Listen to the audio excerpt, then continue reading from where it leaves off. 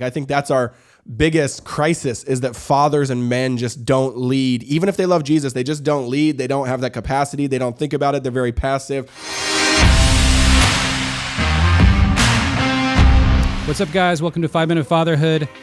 We think that it's really important for every family to have a strategy for how do you get spiritual life in the home. And this is tough, you guys. We know that in our culture, a lot of us grew up, if you grew up in a Christian family, a lot of you probably saw your spiritual life primarily happening at church. That's the way that a lot of us were taught.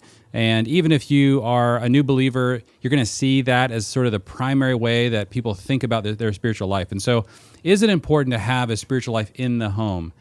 So one of the quotes that always has stood out to me here is Jonathan Edwards. We've talked about him before. He's a famous theologian from the early part of America's history. He said, every Christian family ought to be as if it were a little church. Every Christian family ought to be as it were a little church. Is that true? And have you guys thought about what it's like to develop a family in this way? Probably one of the most challenging things I've ever read about the requirements or where the bar could be set for what it looks like to have a spiritual life in the home was set by the Church of Scotland. So they had a directory on family worship that was written by sort of the elders of that church, and this is way back in the 1600s.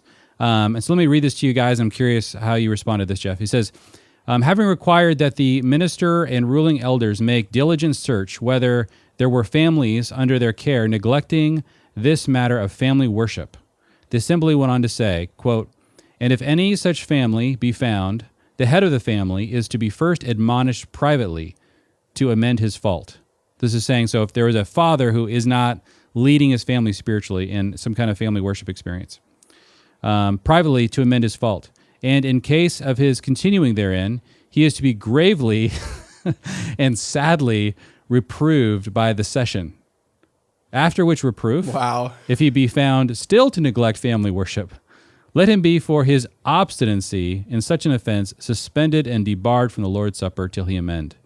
So, multi-tiered process for how to, That's awesome. First of all, be searching for these fathers who are not leading their family spiritually, to be requiring them to initiate some kind of rhythms in the home around family worship times. And if they don't, then this process of like reproving and bringing them before the session. And so that's kind of intense. I know a lot of us don't live in church traditions that have this kind of rigorous discipline structure. But what I think was really helpful and kind of inspiring is that I was imagining an entire country or whole cities of believers where every single household was expected to be kind of like a little mini church in the way that they did spiritual rhythms in the home. I think that we've just come a long ways away from this idea. Yeah, that is, I mean, I love that.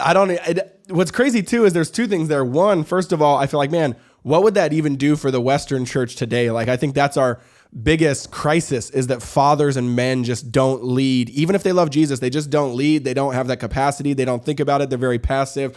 It's Christianity is sadly a woman's and mother's sport in America, for lack of a better term. And that's the problem, man. So what would this look like if because I actually think a lot of dads would receive this well. I think a lot of dads aren't being nudged and aren't being challenged and aren't being encouraged, but I think a lot of workplaces do this really well. Now, of course, you can do this in a really overbearing way, et cetera, but there's a way to do this really, really well and gently, I think, and I'm really surprised by this, that they actually wrote this down and had this as a rule. What I love too, though, is then also from a pure strategic standpoint for the church, I love how the church is implicitly admitting this is really, really important. Yeah. That our Sunday gathering is not the thing, right? That our congregation of 200 people is not the thing. If we want to be a healthy 200-person congregation, we absolutely have to have high-level accountability and challenges at the 5-person thing, which is the table in the home. Yeah. And that is what the 200 people make up, is a bunch of little households. And so that I love is that they strategically and are implicitly saying, this is actually how we're going to make sure we stay faithful and build the church, by making sure we're on top of each household being obedient and faithful and honoring and living into God's full design for us as a family team. So yeah, I love that. So dads, I mean, be encouraged or maybe be challenged today, whichever you take from that. But could you say you would pass the Church of Scotland directly a family worship directory of family worship test? I don't know. Would you? I know I'm going to think about that later today for sure, but I hope it encouraged you.